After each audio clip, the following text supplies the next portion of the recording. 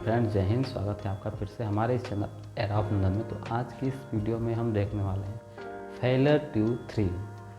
मतलब जो बच्चे हैं वो एक प्रॉपर ग्रोथ और डेवलपमेंट अकॉर्डिंग टू उनके एज, अकॉर्डिंग टू उनके सेक्स के हिसाब से नहीं कर पाते, उसको ही बोलते हैं फेलर टू थ्रिव। तो देखते हैं एफटीटी, इसका फुल फॉर्म है FTT, failure to thrive.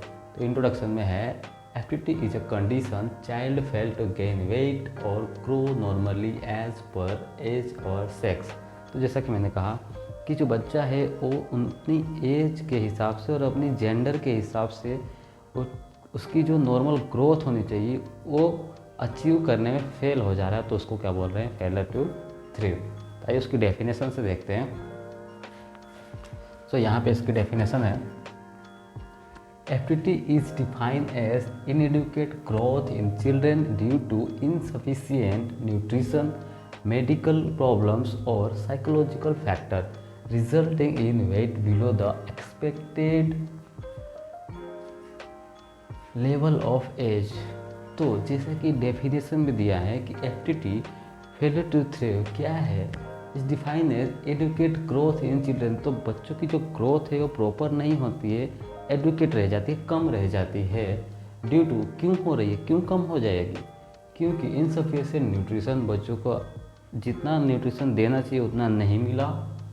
Medical condition, medical problem, कोई मेडिकल प्रॉब्लम हो गई, कोई कंजेनाइटल डिफेक्ट हो गया, कोई जन्मजात प्रॉब्लम हो गई उसकी वजह से। साइकोलॉजिकल फैक्टर, या कोई साइकोलॉजिकल फैक्टर हो गया, जैसे कि मॉम को भी साइकोलॉजिकल फैक्टर हो सकता है कि उसको मम्मी को डिप्रेशन था, उसको वजह से बच्चे के ऊपर इफेक्ट आ गया। उसके अलावा है resulting in weight below the expected due level of age. तो जो एक्सपेक्टेड लेवल ऑफ एज के हिसाब से जितना एक ग्रोथ होना चाहिए उतना वेट नहीं होगा, उतनी हाइट नहीं होगी, कुछ ना कुछ प्रॉब्लम हो जाएगा, तो उसको ये बोलते हैं FTT, फेलर टू थ्रिव। तो इटियोलॉजी, अब इसके कारण क्या क्या हैं? कोई भी चीज़ होती है तो उसका कारण होता है। तो इसके 3 प्रकार के कारण हैं। एक है ऑर्गेनिक, दूसरा नॉन ऑर्गेनिक और तीसरा है मिक्स्ड, मतलब दोनों के मिश्रण। पहला है ऑर्गेनिक। ऑर्गेनिक मतलब जो नेचुरल चीज़ें होती है उसको हम बोलते हैं कि ये ऑर्गेनिक है। तो नेचुरली ऐसे कौन कौन से कारण हैं जो नेचुरली या ऑर्गेनिकली इफ़ेक्ट करेंगे FTT को? पहला है इन्फेक्शन। तो क्या होगा, अगर बच्चे में इन्फेक्शन हो गया तो उसकी जो प्रॉपर एज के हिसाब से जितनी हाइट वेट होनी चाहिए वो नहीं होगी। दूसरा है कंजेनाइटल डिजीज़। अगर कोई कंजेनाइटल जन्मजात कोई प्रॉब्लम है कि अगर बच्चा उस प्रॉब्लम के साथ ही पैदा हुआ है तो उसकी वजह से प्रॉब्लम हो सकती है। GI डिसऑर्डर्स, गैसो इंटेस्टाइनल डिसऑर्डर, अगर पेट में गैसो, जो ये गैस्ट्रिक लाइन है हमारी पूरी, इसमें अगर कहीं कोई ऑब्स्ट्रक्शन है, कोई प्रॉब्लम है, उसकी वजह से डिफेक्ट हो सकता है।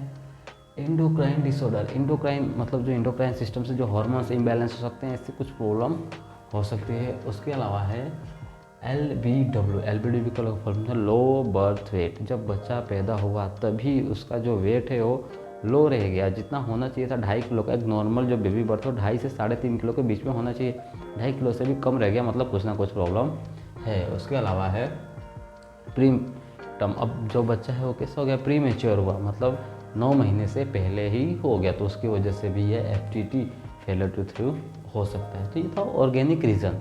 अब इसके अलावा सेकेंड है नॉन ऑर्गेनिक रीज़न। अब इसमें क्या होगा, ये तो नेचुरली सब हो रहा था, अब इसमें देखते हैं नॉन ऑर्गेनिक, जो जिस बाहर इफेक्ट की वजह से कुछ हो रहा है। तो पहला है फीडिंग। तो मम्मा अगर बच्चे को अच्छे से खाना नहीं खिलाएगी, अच्छे से 6 महीने तक माँ का दूध नहीं पिलाएगी तो कैसे होगा? तो फीडिंग की प्रॉब्लम की वजह से क्या हो सकता है? FTT हो सकता है। पुअर पेरेंटल नॉलेज, अगर पेरेंट्स तो बन गए लेकिन दादा दादी के साथ नहीं रहते, मतलब नॉलेज नहीं है कि बच्चे को कैसे पालना है, तो उसकी वजह से भी प्रॉब्लम हो सकती है। उसके अलावा है नेगलेक्ट, अगर बच्चे को नेगलेक्ट कर दिया और बच्चे के ऊपर ध्यान ही नहीं दिया तो ये प्रॉब्लम हो सकती है। उसके अलावा है इम्प्रॉपर फीडिंग टेक्निक। जो टेक्निक है फीडिंग की, कि कितने टाइम पे कितना, मतलब होता है ना, बच्चों को पिला ही रहे हैं, नहीं पिला रहे, भूल ही गए, मतलब कि जो भी खाना पिलाना है वो मतलब टाइम पे होना चाहिए। एक टेक्निक होनी चाहिए कि हाँ इस टाइम पे ये चीज़ है, इस टाइम पे ये चीज़ होनी चाहिए। इम्प्रॉपर टेक्निक की वजह से भी ये FTT मतलब फेलर टू थ्रिव हो सकता है। उसके बाद है मिक्स, मतलब कुछ ये भी रीजन हो सकते हैं और कुछ नॉन ऑर्गेनिक। अगर बच्चे को इन्फेक्शन भी है और पेरेंट्स को नॉलेज भी नहीं है तो मतलब ऐसी 2 चीज़ें, 2 रीज़न भी हो सकते हैं। तो ये था मिक्स्ड। तो ये तो थी इटियोलॉजी। अब देखते हैं क्लिनिकल पिक्चर, कि अगर बच्चा एप्टिटी है तो हम पहचानेंगे कैसे, तो उसको बोलते हैं क्लिनिकल पिक्चर, मतलब साइन और सिम्टम बोल सकते हैं या क्लिनिकल मैनिफेस्टेशन बोल सकते हैं। तो देखते हैं क्या है क्लिनिकल फीचर्स। तो पहले है पुअर वेट गेन। तो बच्चे का जो वेट होगा, जो एक एक्सपेक्टेड वेट है कि हाँ इस एज में इतना होना चाहिए, उससे कम होगा। वेट लॉस, बच्चे का वेट लॉस भी हो सकता है, ज़्यादा हो के कम हो गया इस सम प्रॉब्लम की वजह से। डिलेड ग्रोथ एंड डेवलपमेंट, तो बच्चे में जो ग्रोथ और डेवलपमेंट होगा एक नॉर्मल एज के हिसाब से स्लो होगा। उसके अलावा है थीन वीक अपीयरेंस, तो बच्चा पतला सा दिखेगा, कमज़ोर सा दिखेगा, उसका मतलब अपीयरेंस से ही पता चल जाएगा।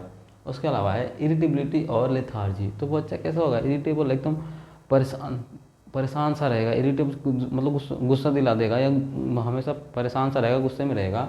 लेथार्जी, थका थका सा रहेगा। उसके अलावा है पुअर एपेटाइट, और बच्चे को भूख भी नहीं लगेगी। अब इतनी सारी प्रॉब्लम है तो बच्चा एवरी मतलब थका सा रहेगा, कमज़ोर सा बच्चा है, परेशान सा रह रहा है, चिड़चिड़ा सा रह रहा है और उसको भूख भी नहीं लग रही है। तो ये सब चीज़ों से पता चलता है कि हाँ इस बच्चे को एप्टिटी है, फेलियर टू थ्रू है। उसके अलावा अब डायग्नोसिस, अब हमारा नर्स है, हम कैसे पता कैसे करेंगे कि क्या ऐसा करेंगे कि पता चल जाए कि हाँ इस बच्चे को क्या प्रॉब्लम क्या है, कैसे पता चलेगी। तो उसके लिए ग्रोथ मॉनिटरिंग, अब ग्रोथ जब मॉनिटर करेंगे तो ग्रोथ उसकी कम आएगी। ग्रोथ में क्या क्या हो जाएगा, उसकी वेट कम हो सकता है, हाइट कम हो सकती है, हेड सर्कम्फ्रेंस कम हो सकता है, इन सब चीज़ों में कमी होगी तो पता चल जाएगा। उसके अलावा है कंपेरिजन विथ ग्रोथ चार्ट, अब जो भी उसका आया रिजल्ट आया उसका क्या हम ग्रोथ चार्ट के हिसाब से मैच करेंगे कि हाँ इतना होना चाहिए था लेकिन इतना कम है, तो इससे पता चला।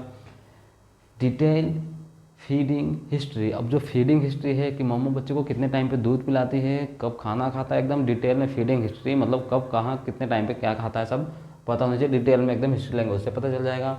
फिजिकल एग्जामिनेशन करेंगे पूरा हेड टू टो का, तो उससे पता चल जाएगा कुछ प्रॉब्लम होगी तो।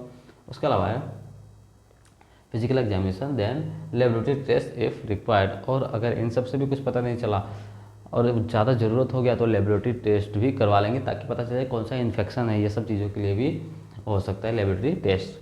तो ये था डायग्नोसिस। अब हमको पता चल गया, नर्स को पता चल गया कि ये क्या है, ये प्रॉब्लम है, एप्टिटी है। अब क्या करेंगे, मैनेज करेंगे। अब मैनेजमेंट देखेंगे क्या क्या कैसे मैनेज कर सकते हैं। तो पहला है identify and treat cause, identify कर लिया ये प्रॉब्लम थी, अब उसके बाद जो कॉज आया, किस कॉज की वजह से हो रहा है, खाना कम खा रहा है उसकी वजह से, भूख नहीं लग रही उसकी वजह से हो रहा है, कंजेनाइटल या कोई बचपन से इसको प्रॉब्लम है, जो भी कॉज है उसको क्या करेंगे, ट्रीट करेंगे।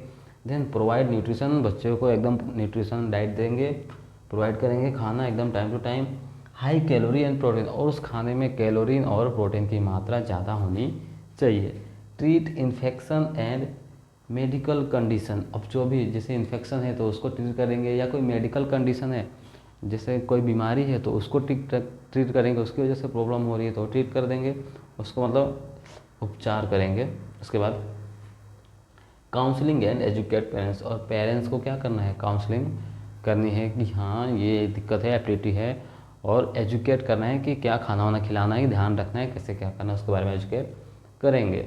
उसके अलावा है regular follow up and monitoring, तो रेगुलर पेरेंट्स को फॉलो अप के लिए बुलाना है बच्चे के साथ और मॉनिटरिंग करते रहनी है कि हाँ हाइट अब मतलब इम्प्रूव हुआ कि नहीं हुआ। नर्सिंग मैनेजमेंट, अब हम नर्स हैं तो नर्स क्या करेगी, पहला है मॉनिटर वेट रेगुलरली, नर्स का काम है मॉनिटरिंग करना, वेट है जो बच्चे में कितना रेगुलरली मेंटेन करके मतलब मॉनिटर करके रहना है, कम हो रहा है ज़्यादा हो रहा है। मेंटेन फीडिंग शेड्यूल, और फीडिंग शेड्यूल पेरेंट्स को एक शेड्यूल देना है कि हाँ इतने बजे से इतने टाइम पे इतना खाना बच्चे को खिलाना है। उसके अलावा है एजुकेट पेरेंट्स को एजुकेट करना है। इमोशनल सपोर्ट, पेरेंट्स के इमोशनल सपोर्ट भी देना है कि जो भी इस प्रॉब्लम है इसका सॉल्व हो जाएगा, मतलब ऐसे सांत्वना देनी है, सपोर्ट प्रोवाइड करना है। फिर then observe sign of improvement, अब जो भी इम्प्रूवमेंट हो रहा है तो किस वजह से इम्प्रूवमेंट हो, साइन हमें पता कर लिया, अब उसके ऊपर ही ध्यान देना है, अच्छे से अच्छे जल्दी से रिकवरी हो। और जो इम्पोर्टेंट है कि अगर बच्चा पैदा होता है तो उसको 6 महीने तक माँ का ही दूध देते हैं। तो ये था एप्टिटी फेलियर टू थ्रो। एप्टिटी में हमने अच्छे से देखा कि जो भी बच्चा ग्रो नहीं कर पा रहा है, किस कारण से नहीं कर पा रहा, कैसे सॉल्व करेंगे, सब अच्छे से समझा। इसके बावजूद इसके अलावा भी आपको अगर कोई भी प्रॉब्लम हो तो आप कमेंट कर सकते हैं, I will try to reply. So thank you for watching this video, मिलते हैं अगले वीडियो में। जय हिंद।